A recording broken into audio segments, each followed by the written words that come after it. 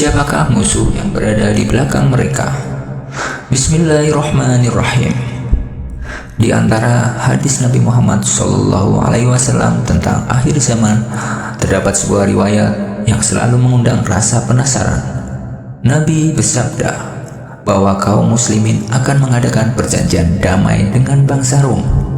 Setelah itu mereka akan bersama-sama memerangi musuh yang berada di belakang mereka. Mereka meraih kemenangan, memperoleh harta rampasan perang, lalu kembali dengan selamat. Namun, tidak lama kemudian bangsa Rum mengkhianati perjanjian tersebut hingga pecahlah peperangan besar yang dikenal sebagai Al-Malhamah Al-Kubro. Yang menarik adalah satu kalimat sederhana dalam hadis itu. Musuh yang berada di belakang mereka. Siapakah mereka? Nabi Muhammad SAW tidak menjelaskan identitasnya. Para sahabat pun tidak meriwayatkan penjelasan rinci mengenai siapa yang dimaksud. Karena itu, selama berabad-abad para ulama memilih untuk tidak menetapkan identitas musuh tersebut. Namun dalam video ini kita akan membahas sebuah hipotesis, bukan sebuah kepastian. Bagaimana jika musuh yang dimaksud berasal dari wilayah timur? Dan bagaimana jika dalam sebuah skenario hipotesis kekuatan itu adalah Iran bersama jaringan milisi yang berada di bawah pengaruhnya? Sekali lagi, ini bukan penafsiran hadis secara pasti, melainkan sebuah simulasi pemikiran untuk memahami kemungkinan yang sering diperbincangkan. Mari kita bayangkan sebuah keadaan dunia. Konflik global semakin meluas, krisis ekonomi, energi, dan keamanan membuat banyak negara yang kehilangan stabilitas. Di tengah kekacauan itu, muncul ancaman yang jauh lebih besar daripada permusuhan lama antara dunia barat dan negara-negara muslim.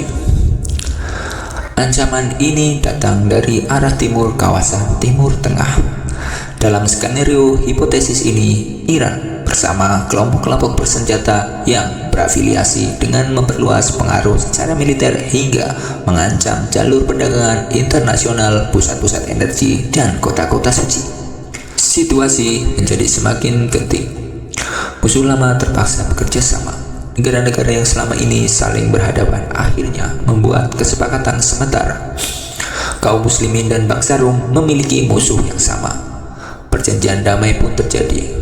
Koalisi besar terbentuk. Mereka bergerak menghadapi ancaman yang dianggap mengganggu stabilitas dunia. Pertempuran berlangsung lama, korban berjatuhan. Akhirnya musuh berhasil dikalahkan.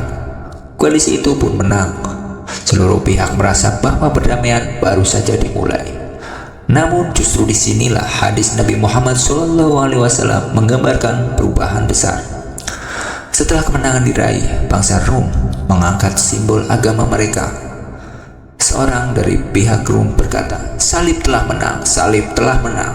Kalimat itu menunjukkan bahwa kemenangan tersebut diklaim sebuah kemenangan keyakinan mereka, bukan kemenangan bersama. Seorang muslimin yang mendengar ucapan itu tidak dapat menerimanya. Ia menghancurkan salib tersebut. Insiden kecil ini memicu perubahan besar. Bangsa Rum menganggap tindakan itu sebagai penghinaan.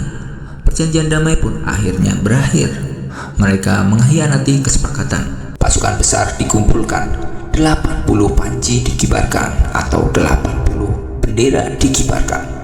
Terjadilah peperangan terbesar dalam sejarah manusia, sebagaimana digambarkan dalam hadis-hadis tentang Al-Malhamah Al-Kubro. Sampai di sini muncul pertanyaan, apakah benar musuh pertama itu adalah Iran? Jawabannya adalah kita tidak tahu. Hadis tidak pernah menyebut nama Iran. Hadis juga tidak menyebut kelompok Syiah. Tidak ada riwayat sahih yang secara tegas mengatakan bahwa merekalah yang dimaksud dengan musuh yang berada di belakang mereka. Karena itu, siapapun yang memastikan bahwa hadis ini berbicara tentang Iran sesungguhnya sedang menyampaikan interpretasi pribadi, bukan isi hadis. Namun, mengapa sebagian orang menghubungkan dengan Iran? Alasnya lebih banyak didasarkan pada analisa geopolitik modern. Iran berada di sebuah timur, wilayah Romawi Timur dahulu. Iran memiliki jaringan milisi regional yang luas. Iran juga memiliki hubungan yang sering berkonflik dengan sebagian negara-negara Arab maupun Barat. Dari sinilah muncul hipotesis bahwa jika suatu saat terdapat ancaman besar yang sangat besar, maka mungkin saja akan terjadi kerjasama antara sebagian negara muslim dengan bangsa-bangsa Barat untuk menghadapi ancaman tersebut. Tetapi semua itu tetap berada pada wilayah kemungkinan, bukan kepastian, bukan pula tafsir yang disepakati para ulama. Justru pelajaran terbesar dari hadis ini bukanlah mencari siapa nama musuh pertama. Pelajaran utamanya adalah umat Islam harus berhati-hati terhadap fitnah akhir zaman. Musuh yang dapat berubah menjadi sekutu, sekutu dapat berubah menjadi musuh. Perjanjian politik dapat berganti sewaktu-waktu. Yang tetap menjadi pegangan hanyalah keimanan kepada Allah dan mengikuti petunjuk Rasulullah Shallallahu Alaihi Wasallam. Karena itu, ketika membahas hadis-hadis akhir zaman, seorang muslim dituntut bersikap adil. Jangan memastikan sesuatu yang tidak dipastikan oleh Rasulullah. Jangan pula menolak kemungkinan yang memang masih terbuka.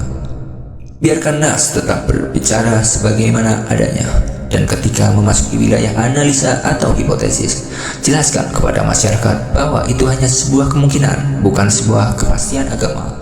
Wallahu a'lam bishawab.